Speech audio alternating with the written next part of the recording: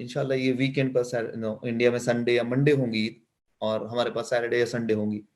तो अब ये ईद का तो एक मतलब साल में एक ही बड़ा होता है, दो होते हैं, दो ईद है, इसमें से ये ईद ज्यादा हम उससे मनाते हैं क्योंकि रमजान का महीना खत्म होता है। जी।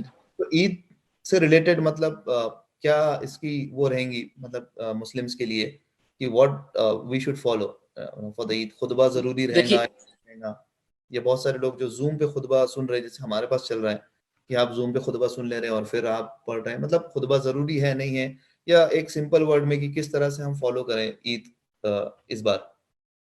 देखिए, इस बार ईद के लिए आप जो कर सकते हैं वो ये है कि अनस बिन मालिक रजी अल्लाह अन्हु के ताल्लुक से एक आसार मिलता है, मतलब एक हिस्टोरिकल एक रिवायत मिलती है उनके अमल के ताल्लुक से कि उन्होंने एक बार, उनका घर जो है बस्ती से दूर था, तो उन्होंने अपने घर वालों को जमा किया और ईद की नमाज खुद पढ़ाई, और पूरे घर वाले जमा हुए और खुद नमाज पढ़ाई। और यहाँ खुतबे का जिक्र नहीं, तो इससे उलमा लिखते हैं कि जब ईद की नमाज अकेली पढ़ी जाए तो खुतबा नहीं दिया जाएगा। तो ये एक आसार सहाबी से हमें मिलता है कि ऐसी हालत में जब इंसान मजबूर कर दिया जाए, शहर से बाहर रहता हो, अकेला रहता हो और घर की अफराद अगर नमाज पढ़ते हैं तो वहां नमाज पढ़ी जाएंगी बाजमात, मतलब घर में अगर जेंट्स है, लेडीज है, सब पढ़ सकते हैं बाजमात, और ईद का खुतबा लेकिन नहीं होगा। तो अगर ऐसा लोग कर रहे हैं, जहां लोग सिर्फ मैं घर में हूँ, मेरे वाइफ और बच्चे हैं, तो अगर हम ही पढ़ रहे हैं तो मैं इमाम बनूंगा, नमाज पढ़ाऊंगा, मेरे बच्चे और बीवी मेरे साथ नमाज पढ़ेंगे, और उसके बाद जो है खुतबा नहीं होगा ईद का, और ईद की नमाज वैसी ही पढ़ी जाएंगी, तैयारी सेम होंगी। आप अगर मैस पानी अवेलेबल है तो आप गुस्ल लेंगे, उसके बाद आप सल्लल्लाहु अलैहि वसल्लम पहले खजूर खाकर जाया करते थे ईद के अंदर, और बकरीद में आकर खाते थे, तो आप एक खजूर या 3 खजूर खाकर जाएंगे, जो सबसे अच्छे कपड़े आपके पास पहनेंगे, और घर के अंदर ही आप जहाँ नमाज पढ़ना चाहते हैं वहाँ जमा होंगे। कोशिश करें कि तुलुए आफ्ताब के बाद आप पढ़ ले, जवाल तक इसका वक्त होता है, लोग जमा हों, और कुरान जिसको ज्यादा आता है वो इमामत करे, इमामत करने के बाद मामला खत्म हो गया और ईद आपकी हो गई। इसमें खुतबा देने की जरूरत नहीं होगी जब आप घर में पढ़ रहे हैं।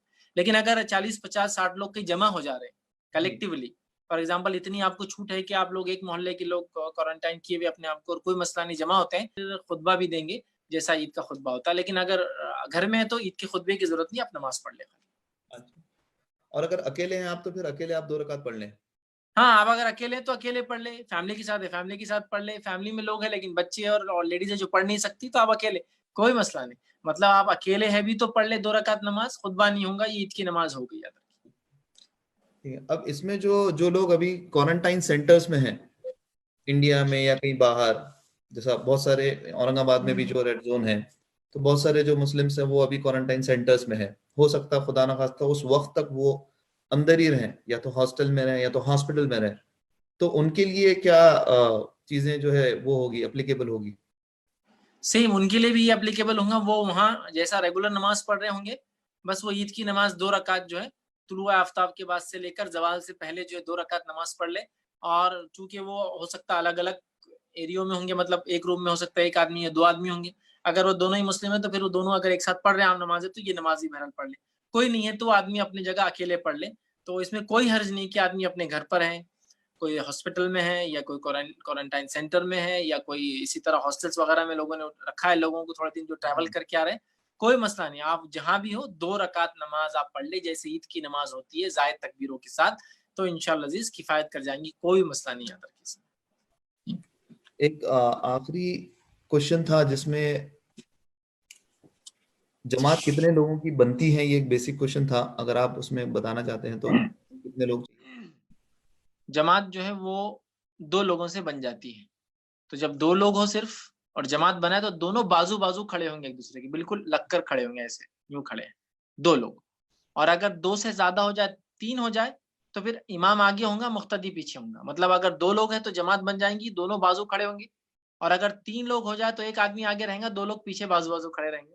तो जमात के लिए 2 लोग चाहिए कम से कम, याद रखिए। और एक मैं जो जमात का बोल रहा था उसमें एक चीज ऐड कर दूं, अगर लेडीज और जेंट्स और जमात बनाना चाहते हैं, मतलब हस्बैंड एंड वाइफ जमात बनाना चाहते हैं, जी। तो फिर बाजू खड़े नहीं होंगे, याद रखिए। जी। मर्द और औरत बाजू खड़े के नमाज नहीं पढ़ सकते चाहे महरम क्यों ना हो।